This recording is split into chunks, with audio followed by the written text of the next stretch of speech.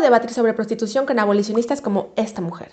¿Cómo responder en un debate sobre prostitución? Antes de empezar, quiero aclarar que mi postura es abolicionista. Primero, hay que asegurar los derechos de las prostitutas. Este argumento lo utilizan para justificar la legalización de la prostitución. No hay ninguna evidencia, ninguna, de que legalizando la prostitución las mujeres prostituidas tienen más derechos. Al revés, cuando miramos lo que ha pasado en Alemania, en Grecia, en Países Bajos, países que han intentado legalizar la prostitución, lo que vemos es que la situación de estas mujeres empeora.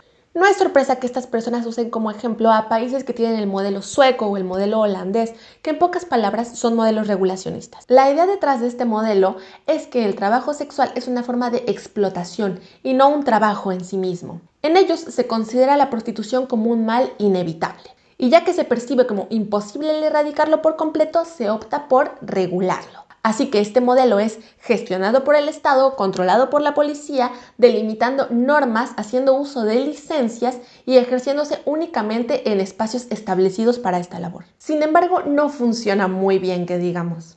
Se presta para que se confunda muchísimo el brindar derechos a las trabajadoras sexuales con reglamentar la prostitución.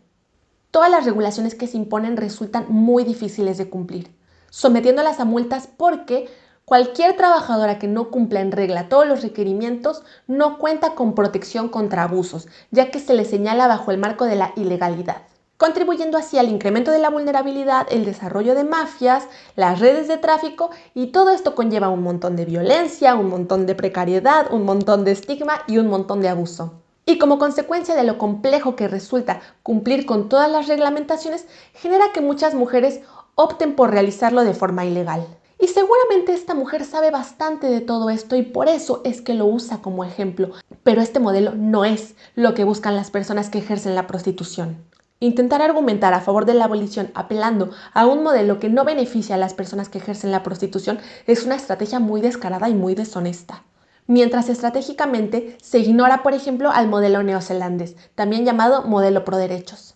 Dice esta mujer estratégicamente que no existe evidencia alguna en pro de la legalización en correlación con los derechos de las personas que ejercen la prostitución, pero claro que hay evidencia y aquí te dejo algunas de ellas. El modelo neozelandés casualmente es el único que contó con trabajadoras sexuales para redactar la ley. Reconoce a las prostitutas como trabajadoras con derechos laborales. Es considerado el modelo más ético y en el cual más se respetan los derechos humanos en relación al trabajo sexual. En este modelo tienen los mismos derechos y garantías que cualquier otro trabajador. Se pueden formar sindicatos, tienen atención física y mental. Se trabaja sin miedo a la represión policial, lo cual también genera una cooperación para combatir la violencia y el tráfico de personas.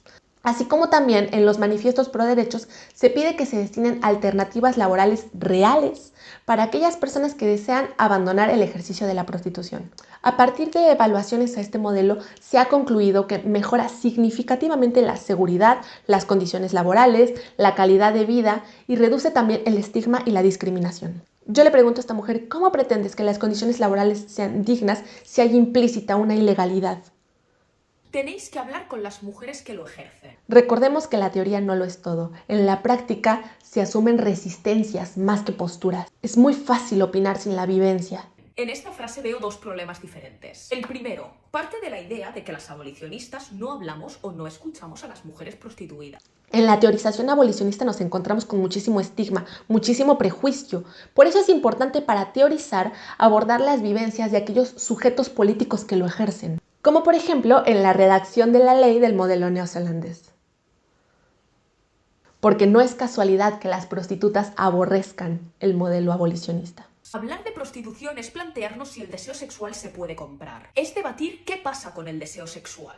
Yo me pregunto, fuera de la índole sexual, quien lleva a cabo un trabajo que no desea hacerlo, pero que lo lleva a cabo únicamente por necesidad, ¿está siendo violentado de la misma forma? ¿O la violación de la dignidad solamente se reserva a la sexualidad que tú consideras como moral? ¿Cuál es la relevancia del deseo? ¿Por qué le brindamos a algo tan subjetivo una relevancia argumentativa tan potente? No tiene sentido. Es hablar de puteros, proxenetas, trata de mujeres, prostíbulos. Parece que hay intereses para que no se hable de todo esto. Existen muchas formas de ser víctima de trata. Incluso en muchos países la situación de trata más predominante no es la que está focalizada a la explotación sexual. sino al trabajo forzoso, principalmente focalizado a la agricultura, manufactura, a la industria textil, también a la construcción o el trabajo doméstico. Y ninguna es menos importante, aunque pareciera que para el discurso abolicionista solamente existe el proxenetismo. Hay que entender que estar a favor del trabajo sexual y de la decriminalización del mismo no implica estar a favor de la trata de personas con fines de explotación sexual. Es una falacia lógica afirmar que existe la trata porque existe la prostitución. No, la trata existe por una falta de protección institucional, por una sistematización de la explotación. Por lo mismo resulta peligroso culpar al consumidor por una problemática estructural, económica, política y legal. Pero parece que hay intereses para que no se hable de todo esto. 3. Hay mujeres que lo hacen porque quieren. Aquí podría entrar en señalar el mito de la libre elección. Esa idea romántica de que las mujeres escogen. El argumento de la inexistencia de la libre elección es muy subjetivo. No tenemos una forma comprobable de resolver esta incógnita. Es un planteamiento que ha estado en la historia de la filosofía desde sus inicios, planteando la pregunta de si realmente hacemos las cosas porque queremos o porque nuestro contexto nos empuja a ello. Es claro que no existe un individuo ajeno a su contexto. Lo congruente sería no analizar cuánta voluntariedad hay detrás de una elección, sino aceptar que sí, que hay un montón de factores que influyen en ello, que influyen en nuestras elecciones y plantearnos qué hacer a partir de ello. No creo que las personas que trabajen lavando baños, destapando cañerías, en minerías, muchas veces en servicio al cliente o incluso en un montón de trabajos de alto riesgo que existen, realmente lo hayan elegido porque quieren, realmente lo hayan deseado. ¿Por qué ahí no hay un discurso abolicionista? ¿Por qué no hay una invalidación de su decisión en esos casos? Y no, la prostitución no es un trabajo como cualquier otro. Mi padre me podría servir un café, pero no me podría hacer sexo oral. Mi hermana me podría dar un masaje, pero no me podría tocar los genitales. Pues no, porque ese es tu núcleo familiar y hay una carga moral muy fuerte sobre el incesto. Pero, ¿cuál es la relevancia? Probablemente si tu padre se dedicara a ser ginecólogo, tampoco irías con él. ¿Y? En esta sociedad el sexo tiene unas implicaciones muy concretas y negarlo es no ver la realidad. El sexo tiene implicaciones muy concretas, totalmente. Y justamente el abolicionismo se dedica a fomentar percepciones religiosas que tenemos del sexo. Quizá puedan cuestionar la moral cristiana que tienen interiorizada. Lo único que encuentro es una argumentación basada en la moral acompañada de frases como el cuerpo no se vende. Ninguna trabajadora sexual vende su cuerpo. Ellas ofrecen un servicio, el cual, claro, se lleva a cabo con el cuerpo, como en cualquier otro trabajo. La única diferencia es que este está mediado por la sexualidad y sacralizar el sexo es una percepción moral sumamente arbitraria, la cual las trabajadoras sexuales no compartimos.